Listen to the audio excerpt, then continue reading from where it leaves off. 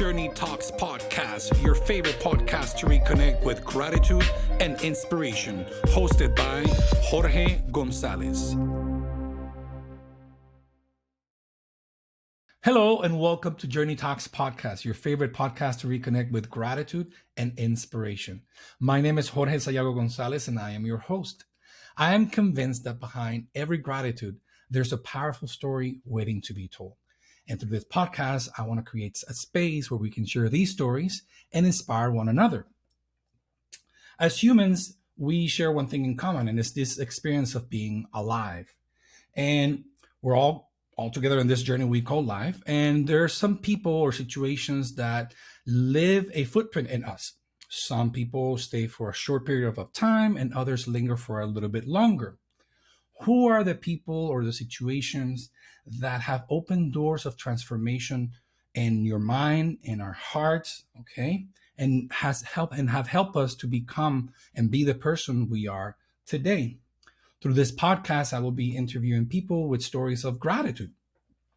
And my hope is that our willingness to reconnect with these stories will help us celebrate our shared humanity and give us an opportunity to reconnect with the unconditional love we all have access to from within.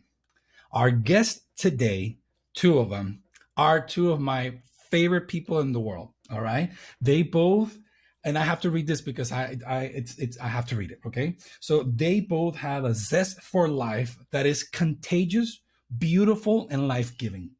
Their sense of humor is out of control. They both are artistic in their own right. One of them is an amazing musician, singer-songwriter with a tremendous heart and a unique way to bring satire, humor, irony, reflection, contemplation into music. And the other one, although training as a social counselor, in my opinion, I feel she should be considered the queen of positivity and motivation. She has a profound ability to connect with people, make them feel seen and at home, but also get you going when you find yourself lacking courage and motivation. We met about 12 years ago or so, and it has been fascinating to see their growth over the years and where they are today.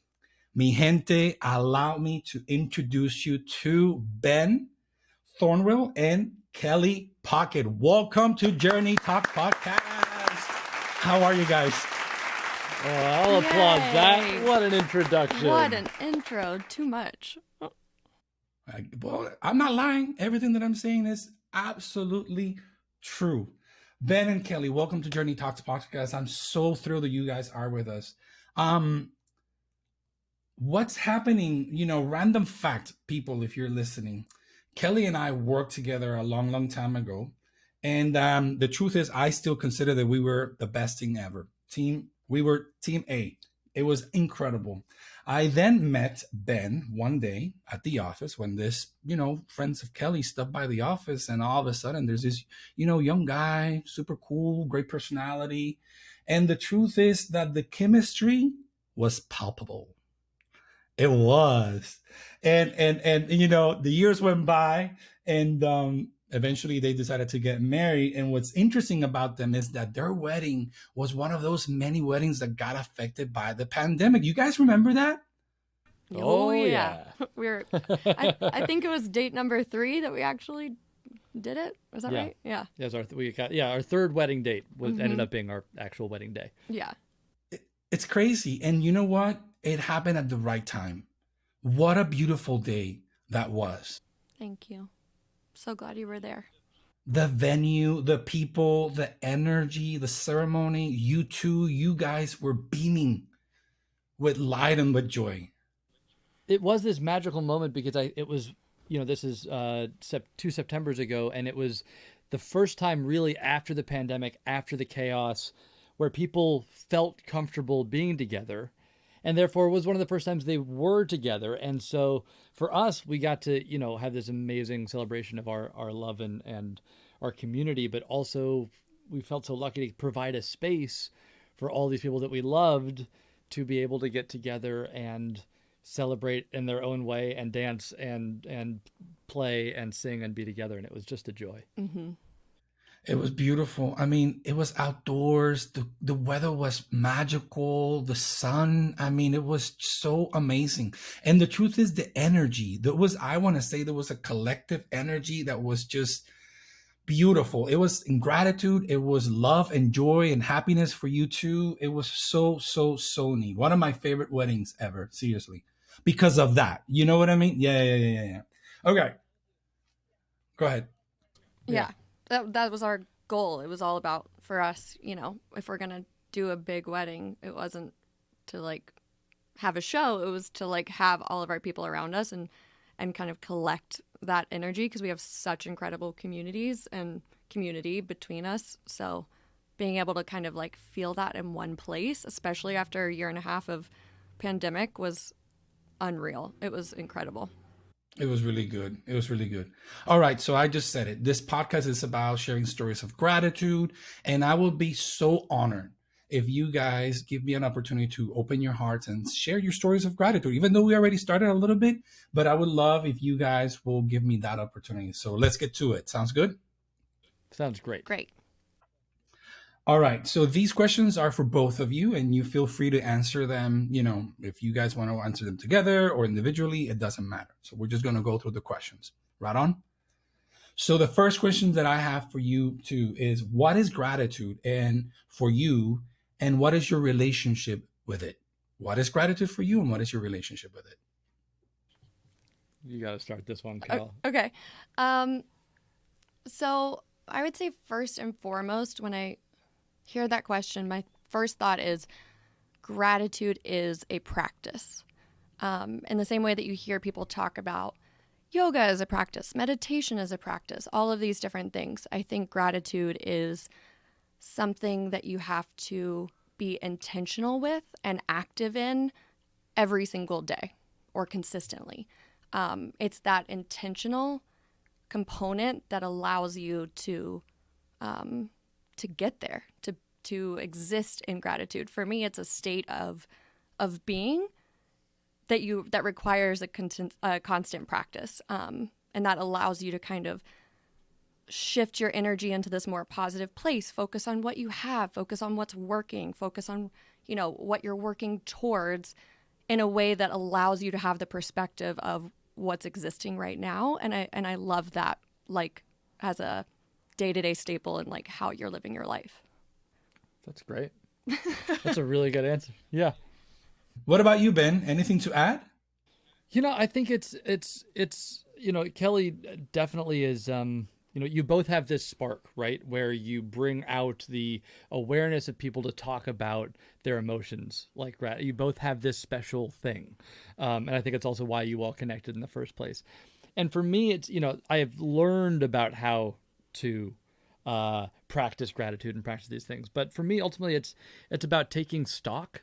I think in life we get so caught up in just moving forward and what is the next thing, and that like the slot machine nature of life, where you're always just trying to get that next dopamine hit, that next feeling of accomplishment.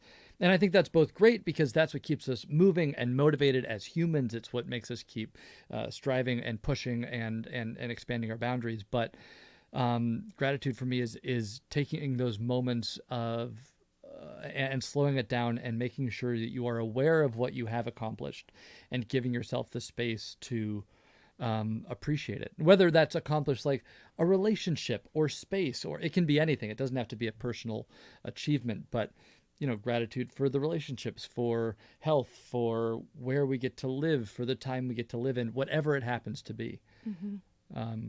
That's what gratitude is for me.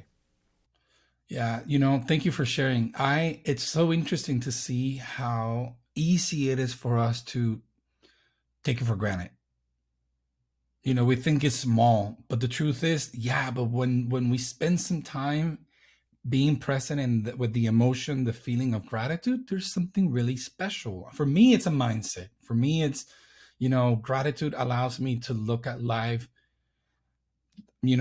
the glass is half full. To me, the glass is full. When I look at life with gratitude, I'm reminded that life is a gift, and every single moment is an opportunity for me to like sort of like what you're talking about, Ben, so expand my heart, my consciousness, the way I define themes in life, forgiveness, love, grace, nature.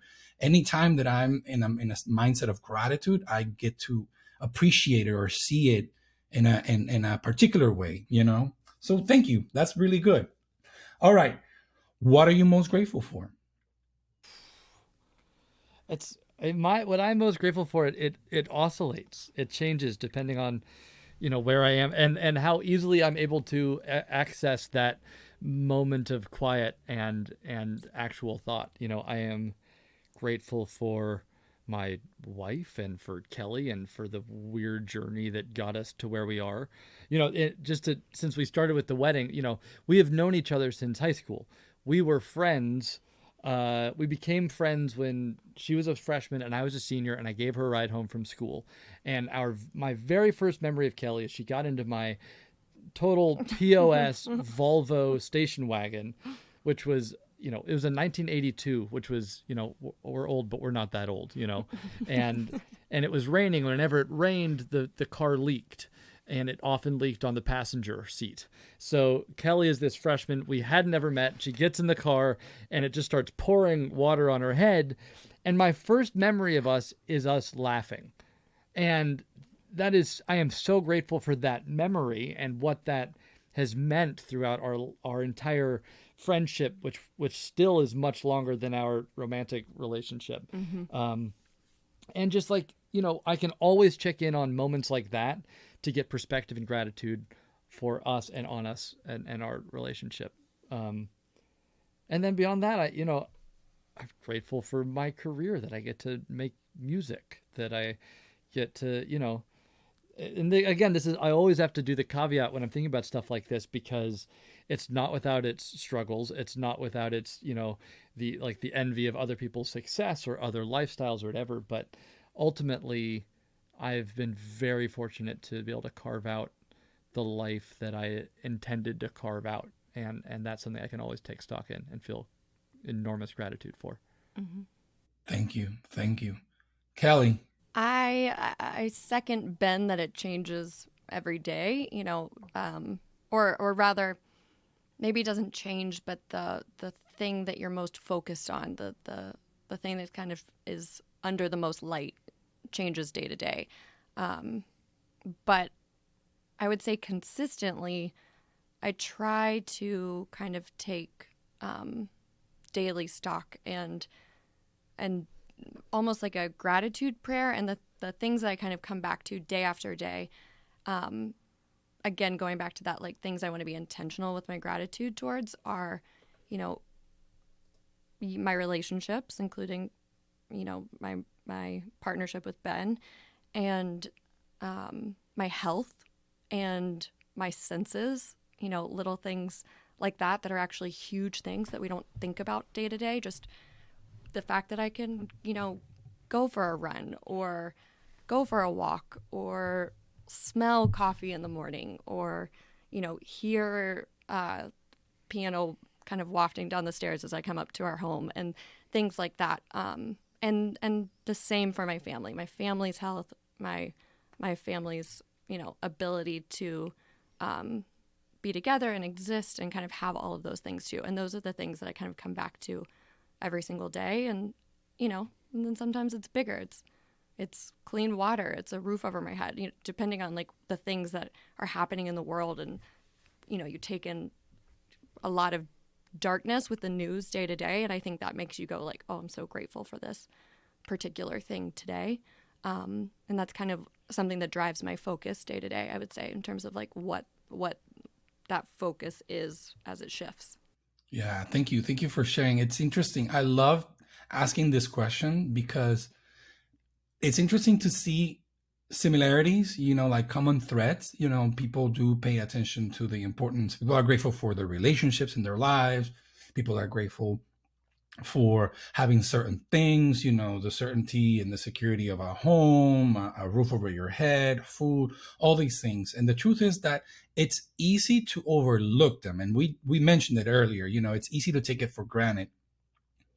But there's something when you are present enough to realize that indeed, it is amazing to have a roof over my head. It is incredible to eat a meal either by myself or with a friend or with someone that I really appreciate. It's like those little moments. Sometimes I feel like gratitude helps us to really appreciate what life is. But that's just a thought. Um, so can you guys think or remember of a situation or someone or something you guys went through, and looking back now you realize that you know yourself better because of this situation? I laugh because that feels like every kind of turn I've taken on my journey, especially since like maybe finishing college and graduating undergrad, and just kind of like every little step. I mean, I'm somebody who never has a 5-year plan. I've always kind of taken each turn as it's come, and not always with a lot of rhyme or reason in the moment. And so far that following that kind of intuition has gotten me to where I am, which has worked most of the time.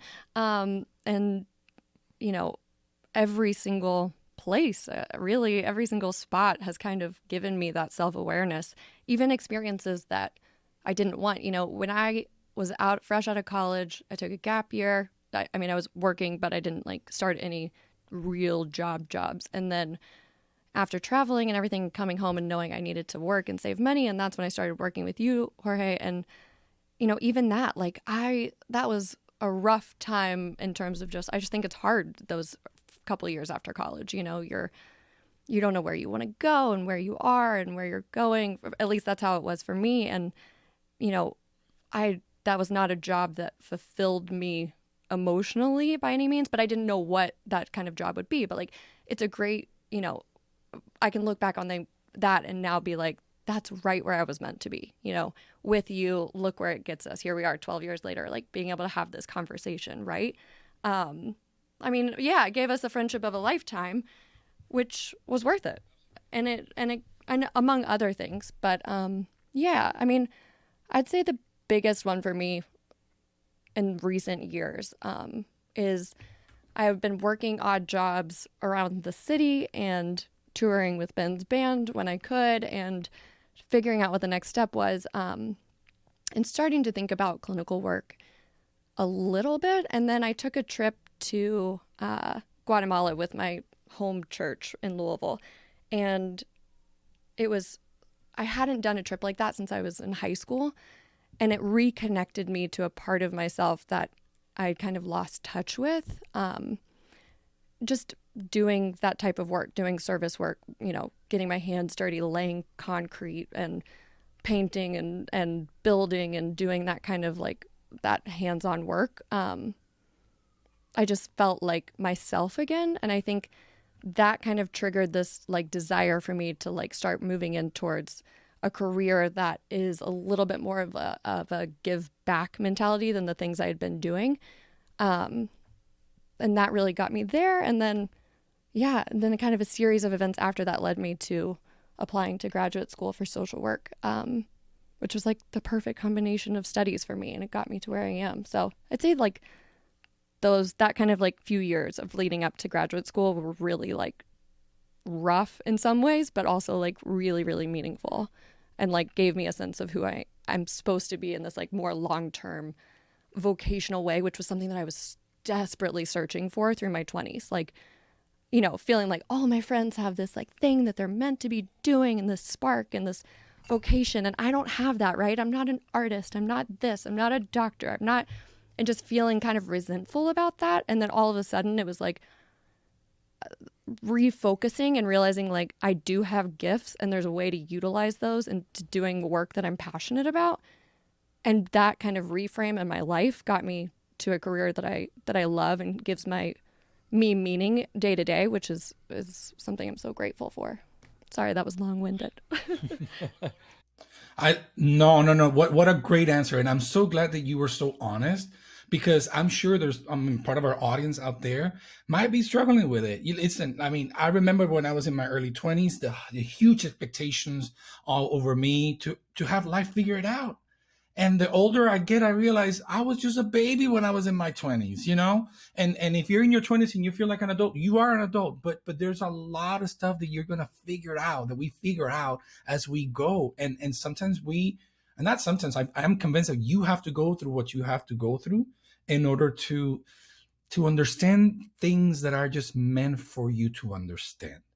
And if the audience is listening, yeah. If your audience is listening, I'm not talking about abuse. I'm not talking about these things. I'm talking about experiences, situations that we go through when we feel sometimes that we don't necessarily have a clear path to take, that we have more questions than answers.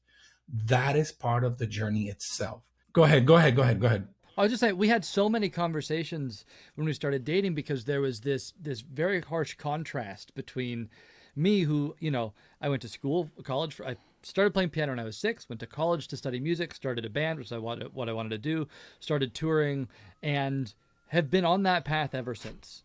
And that comes with its own bizarre set of you know, psychological demons of, am I even choosing this path? Like, I'm on this path forever. But I essentially knew that I wanted to do music. That was my passion, and I'm trying to turn it into a career.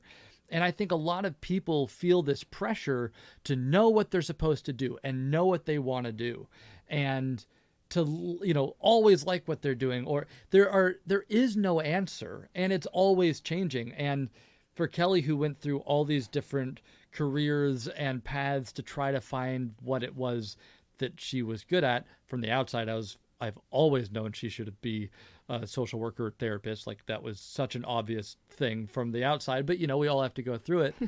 And then, you know, even if you know your path, like, I've known that music is my path, but I don't know how that's going to work. I don't know if I'm meant to be touring, if I'm meant to be writing for film, if I'm meant to be doing classical piano, if I'm meant to be teaching. Like, there are so many different avenues within. And I think that struggle that people have, I don't know, whether you think you know what you want to do, or, you know, the reality never quite matches. And it's okay to take stock. And again, with gratitude, like, sometimes you got to go through jobs or periods in your life that aren't satisfying or giving you that spark of life in order to get to the other side. And sometimes you got to be grateful for those periods of your life, which then provide perspective and get you to where you are. Yeah, and I think, and to be flexible with your identity, right? Like, that self-awareness doesn't mean it's something, you know, that's totally stable once it's found, right? Like, life's going to throw you situations and environments and circumstances that are going to make you question who you are and if what you're doing makes you happy still. And something that, you know, you might feel totally good in your self-esteem and your self-awareness and concept. And then 5 years later, maybe you don't, because of the circumstances or situation or just natural growth. And you have to be able to reevaluate and take stock of that. So I think, yeah, to your point, like, also having this flexibility around knowing that might be in flux, and that is in and of itself a beautiful thing. Indeed. I'm so, see, that's why you guys have to be here. These are so real conversations, and you know, the truth is, we're not that far apart in age. You know, we have a few years, you know, years between us, but it's not a whole lot. And I just love how historically we have lived a moment, I feel like, where we are recognizing that it is okay. We cannot be so hard on ourselves. We should have this flexibility that you mentioned, Kelly, of like, you mentioned something, be flexible with your identity. That makes so much sense to me. You know, when I started working with you, I was in my maybe late 20s, mid 20s, and I was coming out of seminary, and I had to go through that path of, if you go to seminary, you have to become ordained as a minister, and this is what your life should look like. And in that process, I wanted to be somehow connected to music, and this is why I resonate so much with you, Ben. And by the way, I need to make a parenthesis. Ben is being super humble right now, okay? For those of you who do not know who Ben is, he's a member of the band called Jukebox the Ghost. And if you have not checked them out, you guys are missing out. Okay. So I'm just going to leave it like there, because it's not about that. It's about the two of them. But if you have to check him out either in his single releases and as part of the band Jukebox the Ghost, check them out. Their music is incredible. But back to this point, Kelly and Ben, I mean, Kelly, you witnessed it in me. I feel like most of our job was conversations of me trying to figure out what was next, or how to handle what was given to me in terms of responsibilities. I was a youth pastor and I loved it, but it got to a point that it was a lot, and I'm so humble with that experience and the opportunity. I'm so grateful. What's crazy is that, 12 years later, I'm now, officiating weddings of my former youth, and that's just fascinating. Right. But the point here is that there's going to be, life is not exempt from this constant reevaluating, this constant figuring things out, what really gives meaning, how I find meaning in life. Are these things that have depth, or are these things that are shallow? And it's my spirit or my soul, my heart, my true self. It's in alignment that can recognize when things are really in the right place, or where I need some retuning, right? I mean, what would you say about that? I think that's Yeah. absolutely right. I was just caught up in everything you were just saying, to be honest. I think, always recalibrating and as you were saying that, I was thinking, like, part of it is gratitude is being grateful that you can take stock. I was thinking about us as, living in America, in these, middle class ish existences in big, wonderful cities, and that we have the, space to ask these questions and the space to evaluate ourselves. And I am grateful for that. While we're in this sort of meta space of existence and what it means to be grateful, like, we are very lucky to be able to have this conversation and be able to, look at our lives in that way, Right. It's like Maslow's hierarchy of needs, right? Mm-hmm. If you are familiar with that, but it's a triangle, kind of like the food pyramid. But essentially it's that concept, right? That you have to have these basics, right? You have to have safety, food, water, shelter. You have to have those things at your baseline. If those are things you're in need of and searching of, you can't do self-actualization, that type of work that requires those basic needs to be stable first. And so I think about that a lot to bring it back to gratitude in terms of, what we have, which is so many things that allow us to even get meta and existential and think about things like this and practice gratitude for these more like small, fine-tuned kinds of things day to day, because every day I have a roof over my head and clean water and my health and freedom and opportunity for education, and the list goes on and on. So I think I almost got the giggles, Jorge, when you started talking about that, just because we're having this conversation here in kind of a formal way, but it's funny to me because this is exactly the kind of chat that you and I, or the three of us, would have, or you and Ben, like, just on a Tuesday on the phone. Like, it's just like, this is so not out of character for us. And this is like how you guide conversations like this in your day-to-day life for no like reason, right? Like, you would just call me and just like have a big conversation like this, which I'm so grateful for, because it allows me to kind of take stock on a day where maybe I was just kind of like moving through without that intention, right?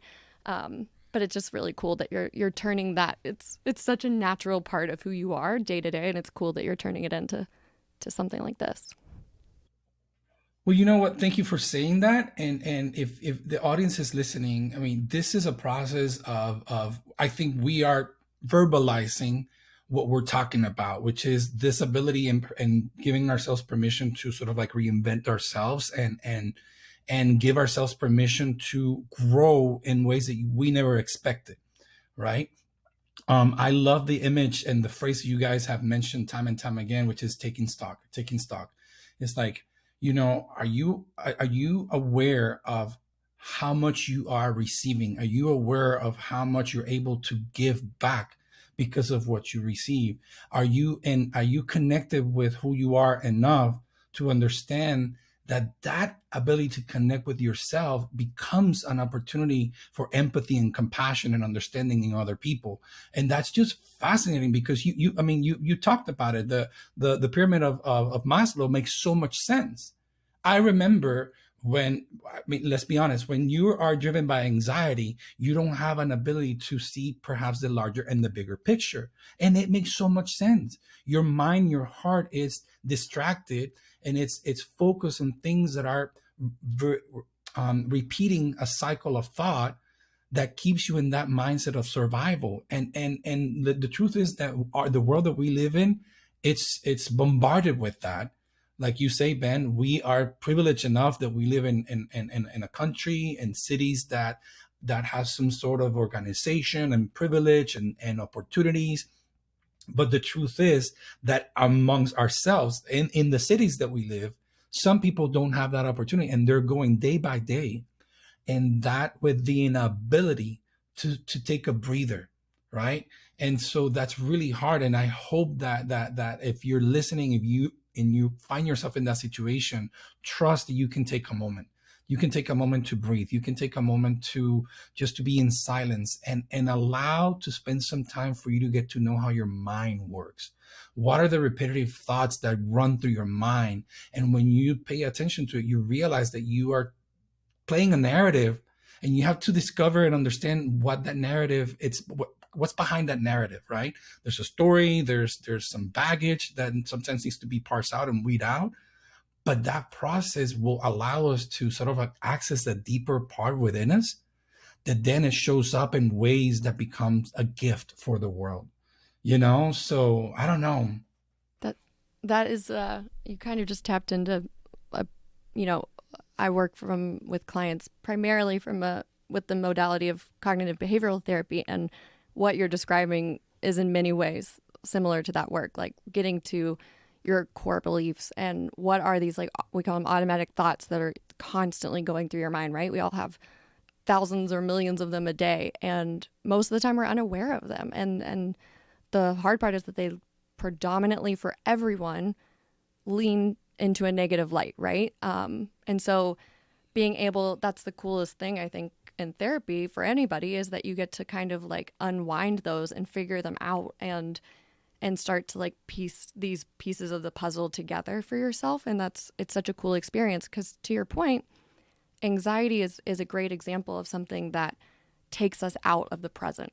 And if you're not in the present, it's harder to take that stock, and therefore it might be harder to practice that state of gratitude, right? So I'm constantly in conversation with clients about this, because, let's say for somebody, they're struggling with their ambition, their ambition and comparing themselves to others and everything. It motivates them and it drives them and all of these things, which can be true. It's a both and. It can also be causing you to be so focused on what's next, what your future things are, what you need to accomplish, what you need to do in comparison to your peers or your colleagues or whatever, that it's you, without even realizing it, you are never in the present. You're not practicing that day-to-day moment, or taking stock, going back, taking a breath, checking in with yourself, asking yourself, how does my body feel today? Where do I feel it? And being able to kind of sit with that. And oftentimes I'll say to a client, that's anxiety, that fact that you haven't been able to like get there, or that you don't think you can just sit down and do that. That's an anxious part of you that is pushing you forward and telling you like, you've got to go, go, go, go, go. Yet the wisdom and the still small voice, or the breakthrough, comes when we slow down, when we stop, when we listen, which is crazy. And it doesn't have to be a big thing. It doesn't have to be a big thing. No, it can be 2 minutes of your day. Yes, and sometimes the breakthrough, the liberation comes from a very small thought that all of a sudden is completely disconnected from this anxiety-driven narrative that we keep telling ourselves. And I love when you describe what anxiety looks like and how you empower your clients to validate, oh, this is anxiety. It took me years to understand that I come from a I think I grew up in a really anxiety driven context. And, my parents and back home in Puerto Rico and whatnot. And I mean, that's a different story. But I didn't understood how much anxiety was driven everything that I was doing, even in my marriage and my career, because I was so anxious to be perfect, to do everything right. Living in the United States and speaking another language and trying to be cool and trying to be understood or try to be respectable. That was really hard. And then I realized, wait, I'm everything that I'm doing is I'm trying to be Jorge in here, but it's actually what's driving this is fear, is insecurity, is anxiety. It's crazy. Totally. Yeah, I think that's true for so many people. Yeah. Okay, so one next question: why do you do what you do? What keeps you motivated, and is gratitude connected to it in any way? You guys touch a little bit on it, but I think we need to go deeper. I'll start on this because Kelly gave me a look. Dale, this. Yeah, let's start with you. This is for me. Wait, okay. So the first part, remind me. The first part of that question was, why do you do what you do? Is gratitude connected to that? First, the answer is yes. For all three. Why I do what I do, I don't know. I don't know. I have always, what I do know is that music for me is as close to spirituality as I get. That is my religion. It's my tapping into this other plane of existence. And it has been that way for as long as I can remember. I remember hearing music for the first time at like 3, 4 and just weeping, being destroyed by it. And that feeling of searching for that depth is something that I have done forever, and I think that's still a primary motivating thing. Gratitude is, I think, the thing that keeps me on the path that I am on right now most of the time. I get to, I've been touring with this band Jukebox the Ghost for coming up on 16 years. And it has been really hard in a lot of ways. It is wonderful that it gets to support me and it gives me some freedom, and I get to play the songs that I've written and spend time with people that I adore and travel the country and travel the world and have incredible experiences. But ultimately, I'm not the kind of person that's like, if I'm at a holiday party, I'm not going to sit down at the piano and say, everyone gather around, let's sing some songs and let me lead it. That's not what it is for me. I don't actually crave the spotlight.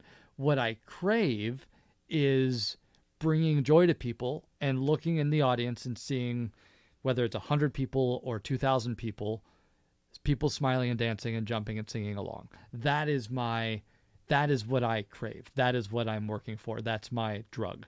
And what keeps me going ultimately is, and I'm not just saying that because of this podcast, but it is that gratitude and that cyclical exchange of emotion and joy, and that I get from them the energy and the love that lets me be inspired to keep doing the thing that gives me energy and that I love.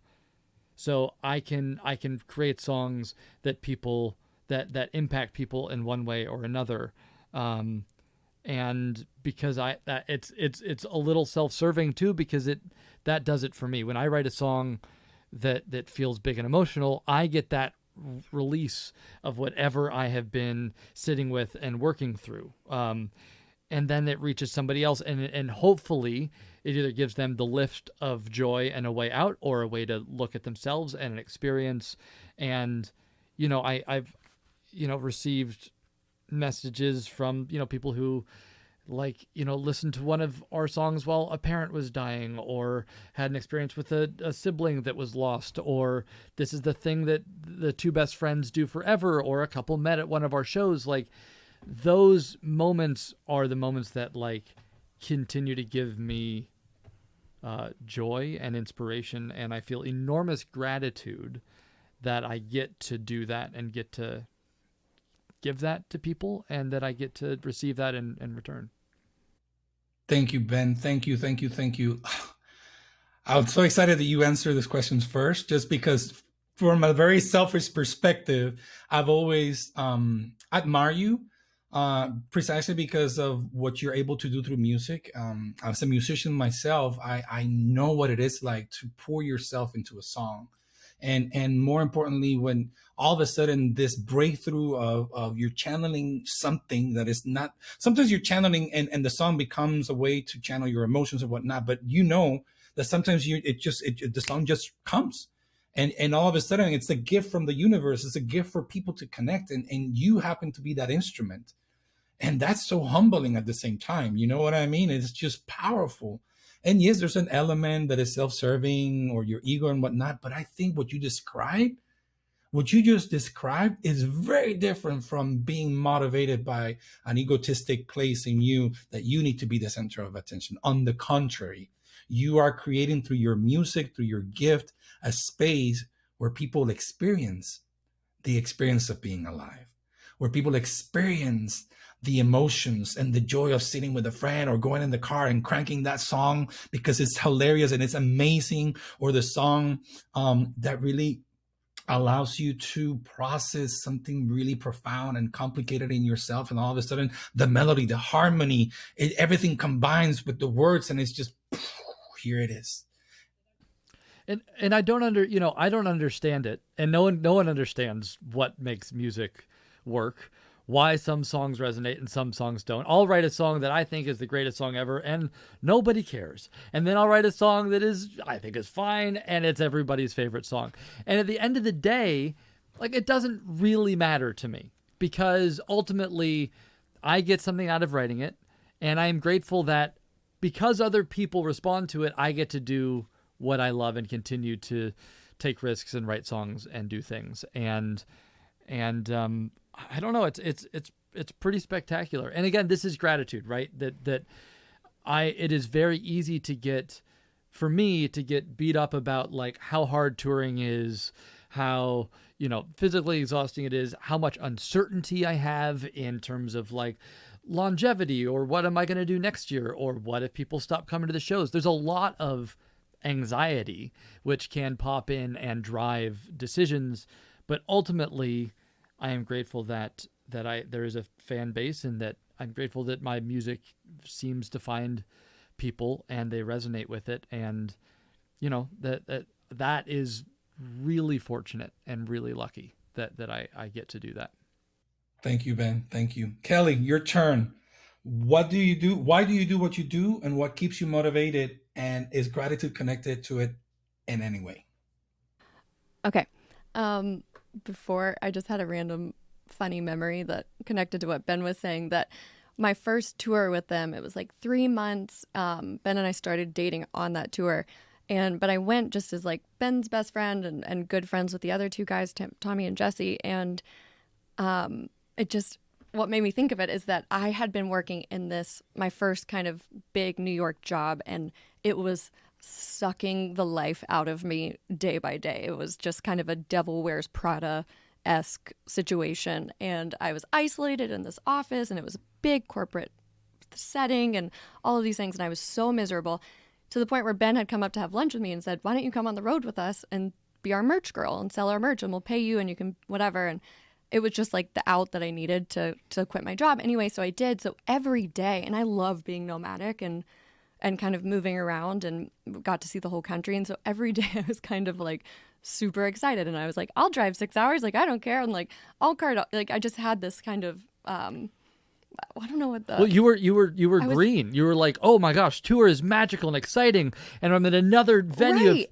and it's like, there's beer-soaked floors, and like, we're not sleeping, and we're at a bad hotel in the middle of Iowa. But like, I don't everything care, was 'cause magical. I'm not stuck at that freaking desk, Yes, right? yes. So for me, it was like we had these really different perspectives. They were 10 years into touring and getting a little like, a little tired, a little grumpy, a little over it, just like this is work and whatever. And like the day to day. And those are long, hard days. Like the shows are exciting and fun, but everything else around it is kind of rough. And it was just, I just remember them, the three boys, like all the time just saying to me, like, why are you so cheery? But I know it also kind of helped the vibe when I look back on it, which is just, it just made me think of that. It's like perspective is everything, right? Because and just like making sure that like you channel that energy into situations somehow, which wasn't the intention of me going on the road, but it definitely But it worked out, and now we're married. And now so we're married. I'll take that as a win. Yeah, Let's go. exactly. Anyway, that it made me think of that. Kelly, what do you do? Oh yeah, okay. So why do I do what I do? So I am a clinical social worker. I'm a therapist for a private practice here in Brooklyn, and I would say the simplest way for me to answer that question is when you get a social work master's, you have endless options of career kind of trajectories to take, which is one of the reasons I picked it. And but I knew that I wanted to do clinical work, and the more that I kind of dived into the experiences through graduate school and different internships and whatnot, I realized like I have a high capacity for burnout in terms of I can get really beat down when I'm working at the macro level.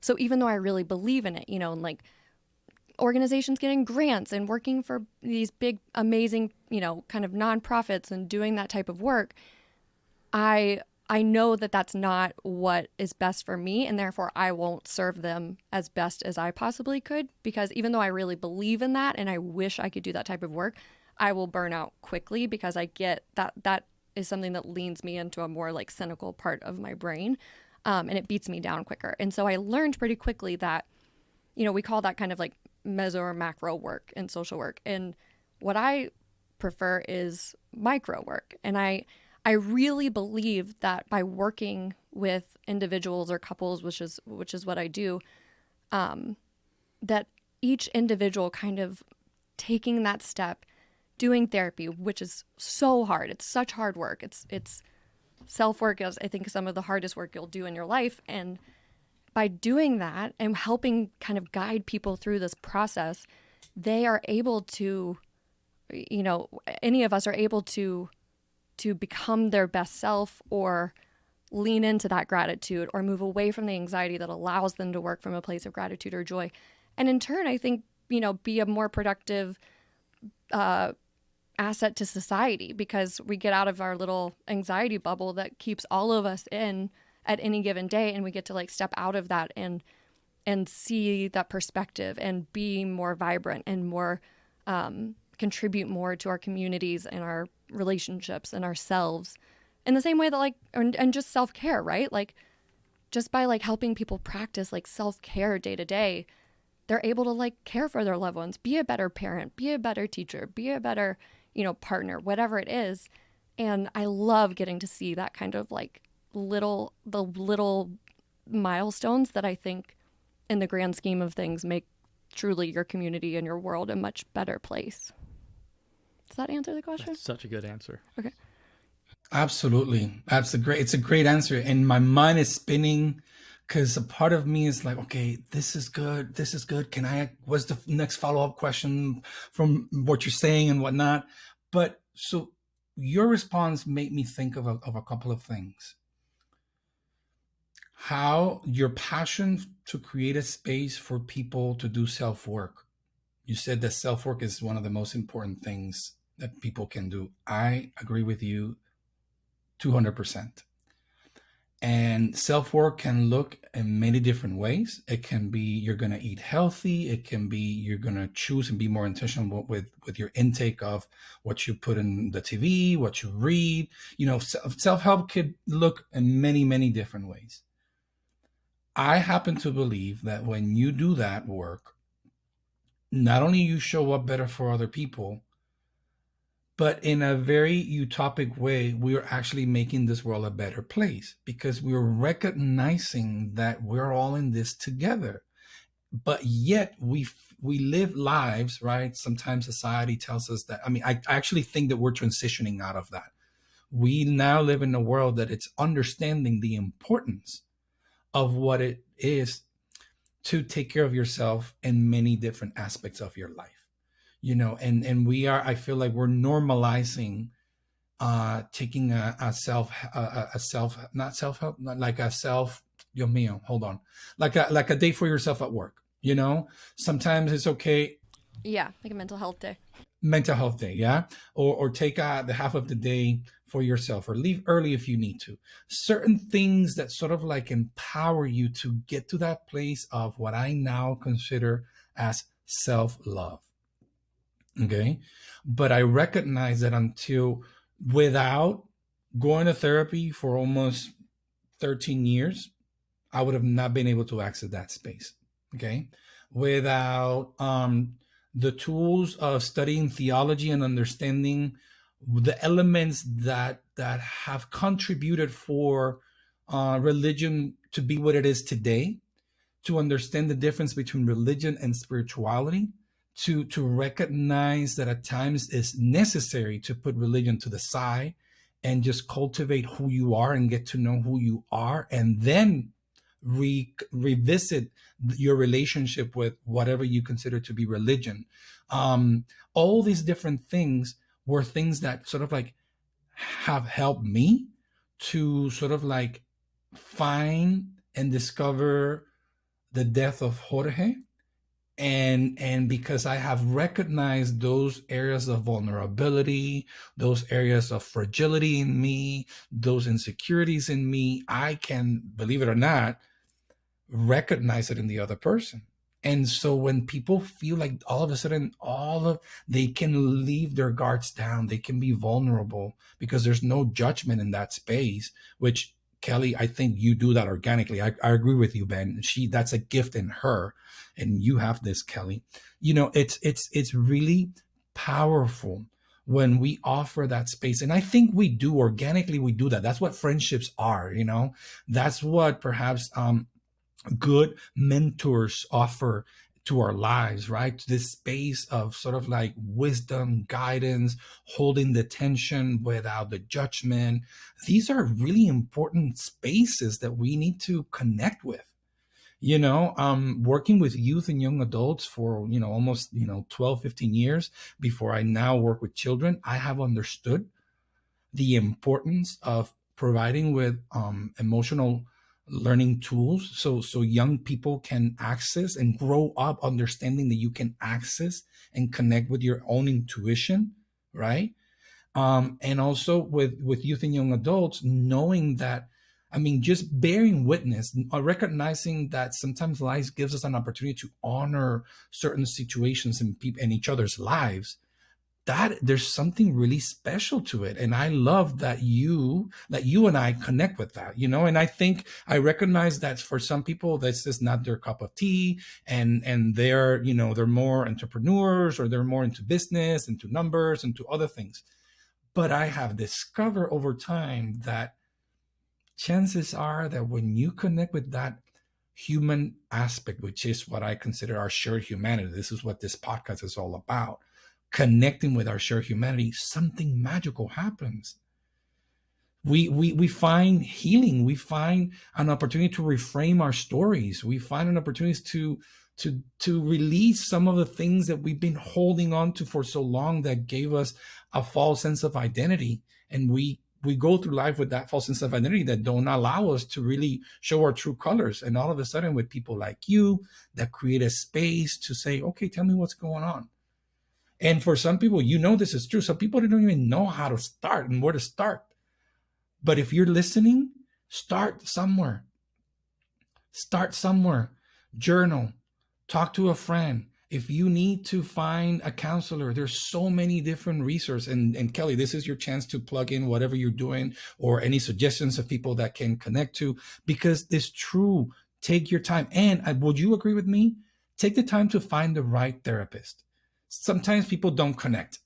So it's important to find the right therapist that you feel like you can really okay, this is the person that helps me to enter this place in my mind and my heart that I have a hard time with, but all of a sudden this person gives me courage, makes me feel comfortable. What would you say about that?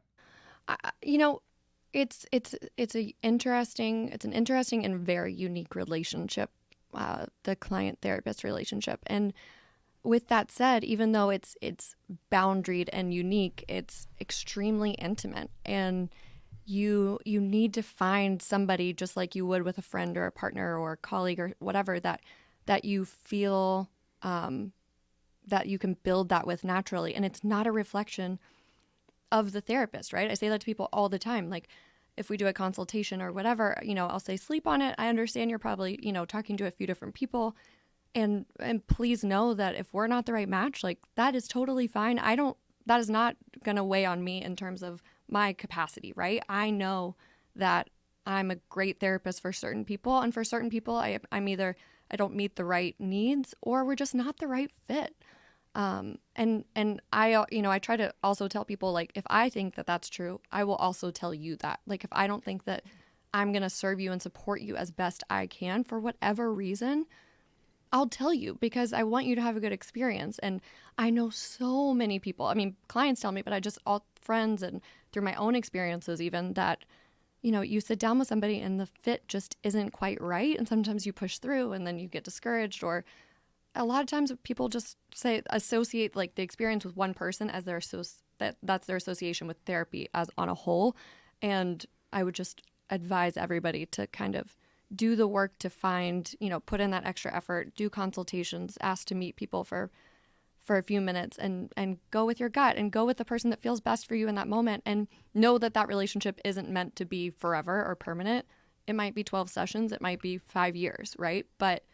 And then you move to the next person, and have that honesty to, like, know that your needs might change and develop, and just be really honest with each other. Thank you. Okay, next question. How do you access self-love in moments of need? What practices, what helps you access self-love? Talk to Kelly and I get her advice. Same. It's hard. It's really hard. I mean, actually, that is sort of my answer. Like, I lean on community, and I lean on people, on the people that I have in my sphere to, like, help hold up a mirror and give me perspective. Yeah, I don't have a clean answer on that, to be honest. That's good. No, this is your answer. This is excellent. What about you, Kelly? I would say the same conversation with you, but the things that stand out to me the most are, well, first of all, just that it's really hard. I think it's hard to access that self-love on a regular basis, and it's different for everyone.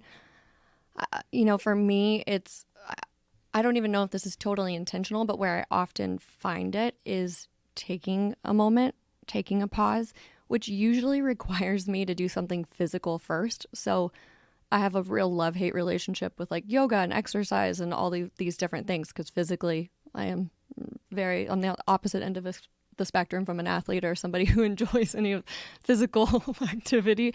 But just even doing, like, a 10-minute stretch, like, allows me to be still for a moment. It forces me to, I think, have that mind-body connection. It forces me into mindfulness, which is why I say it's a complicated relationship, because as soon as I do that, I'm more likely to kind of go into that gratitude state and kind of reorient where my focus is for the day. And that is probably the place, by doing that, right? By kind of going, like, thank you for, my health and my partner and my family's health. Like, that helps me feel that self-love just by kind of taking the time to connect with myself in that way. And then the other thing that came to mind is to Ben's point, is community. And what's interesting is that, I'm all the way on the extrovert spectrum, and I was somebody who was always with people. Through probably my mid to late 20s, I was always with a friend. I never did anything alone. I was always with people. I felt like horrible if I needed to take a night off. Like, I would suffer with that FOMO, guilt, whatever it was. And I've obviously grown out of that a lot, just naturally through age, but also with the pandemic. And now I have to remind myself, I work from home. When I have downtime, I often want to spend it with Ben, which is important. and in its own right. But I find that when I nourish my relationship, when I nurture those kind of friendships, that space, and I make time to connect with my best friends or old friends or relationships or whatever it is, that I typically leave feeling a lot better and feeling that self-love because I've learned, I'm lucky and my community rocks, but also like I've learned to surround myself with people that bring out the best in me and remind me to be my best self and practice things, and they leave me feeling good, and that's such a huge gift. Thank you for sharing that, because it's important to recognize what kind of people are you bringing into your life and what they are doing. And the sense of community, I think there's some wisdom in this whole phrase that says, the family that you get to choose. You have a family, but you also have an opportunity to choose a family. And there's some wisdom behind that, I feel. When you realize that certain people really bring the best out of you, and they might do it because they push you, they might do it because they create a space where you can open up, and they might do it in so many different levels, right? But the fact that there's an opportunity to reconnect, to show compassion for each other, to hold space, that's really powerful. And indeed, I agree with you. I think we can access self-love like that. And I also resonate with you when you talk about how you were the extreme version of a definition of an extrovert, and how you gradually over time you sort of like come more to a middle ground. I'm the same way. I remember when I was in my 20s, I actually, to the point that I recognized that it was a compulsion, it was a need. I needed to be affirmed by other people. And once I understood that, I was like, wait, I'm actually doing this because I don't have an opportunity to recognize that I can love myself. So that was an awakening. That was a self-realization that came over years of, spirituality, meditation, therapy, marriage, all of those things that will sort of like bring you to to confront certain realities, but no, that's good. All right. So, okay. I want to honor people's span of attention. And I just think that we're at a good time that we can bring this to a close. But I like to close always with two questions. One is, what special quote or figure has inspired you lately, or something that it's a north for you throughout your life? That's that. So I want to ask both of you that. And then the other one is that I always like to ask my guest who future guests should be. In your opinion, who do you think could be a good guest for this podcast? So let's start with the first one. Is there a quote, a person, a figure that sort of like serves you as an example, as a north that you follow throughout your life? It's funny. There's a quote that I'm now realizing that I've messed up and screwed around with in my brain, but and now I can't even remember what book it's in. So forgive the vagueness of this answer, but it's asking yourself, where am I? What am I doing? And what happened for you to get here? And for example, it's like, so I am in my music studio in Brooklyn with Kelly doing this amazing podcast. How did I get here? Well, first I had coffee and I started my day, but also like I had to tour for 15 years to be able to pay for this studio, but also I had to nurture 15 years of relationships with Kelly, and you and I got to meet. But how did you and Kelly get together? You went to seminary, Kelly went to, and all of a sudden I've got all the way back in time, and it takes something that is like very micro and potentially anxiety inducing and makes it so big that everything else sort of washes away. And it gives me perspective to be like, oh, I'm here because everything has led to this moment. Doesn't mean it's a big moment. Doesn't mean it has to carry any extra weight, but it's provided a way to like have some extra centering and can give perspective at any given time to be like, it is extraordinary that I am here, that you are here, that we are here. And wherever we are, it's extraordinary. It's a beautiful mindfulness practice, really. Yeah. Yeah. It is. Thank you, Ben. You're the man. What about you, Kelly? So I'm going to go the person route. and say the first, just hearing the word gratitude, my brain immediately thinks about my dad because he's awesome. He's awesome. He is awesome. He's a great human. But we almost tease him because he kind of focuses so much on a couple of pillars, and it's primarily gratitude and joy. And obviously it has seeped into us because if Jorge, you were at our wedding and it seemed to be like those were the themes that kept coming up. I think because they're both things that Ben and I have learned to stay in practice of, right? To like, we know that they are things that we have to be intentional with. And a lot of that comes from my dad's focus on that and his influence on me and our relationship and Ben individually. And he just always kind of hones in on that. And like, he has provided and given me so much and allows me to kind of have had this kind of ability to be existential in adulthood and find a vocation and all of these different things. And his journey is so polar opposite of that. And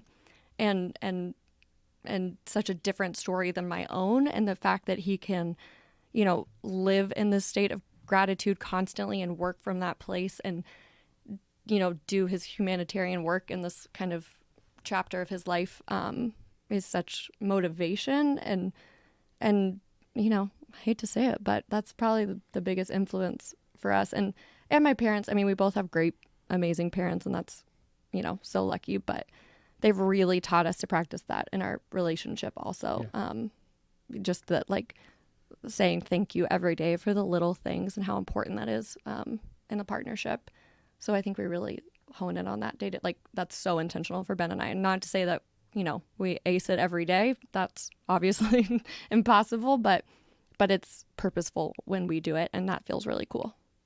Yeah. All right. So the last question is, go ahead, Ben. I interrupted you. Come on, bring it. Well, I'm gonna preempt your question because I was thinking like one, I was like, Kelly's dad would actually be a good guest, but it'd be a more interesting guest. In his retirement, he has worked with KRM, Kentucky Refugee Ministries, and has worked for many years providing housing and infrastructure and community to refugees from all over the world. And I actually thought it would be a cool for a guest to be her dad, Mike, and maybe one of the refugees that he has a relationship with, to get both idea. Of their perspectives at the same time. Yeah. Ooh, I'm digging that. That is a great idea. Yeah. That's a cool idea. Because I think, Mike on his own is again another, like, I don't know. I think having someone from another country with very different perspectives on what the parameters are for feeling gratitude, that's such a different level of understanding. As we said earlier, like, we are all very fortunate to live, where we live and live relatively comfortably. But to have some perspective from someone who hasn't, but might also have some gratitude for things that we wouldn't even think to have gratitude for, could be interesting. Yeah.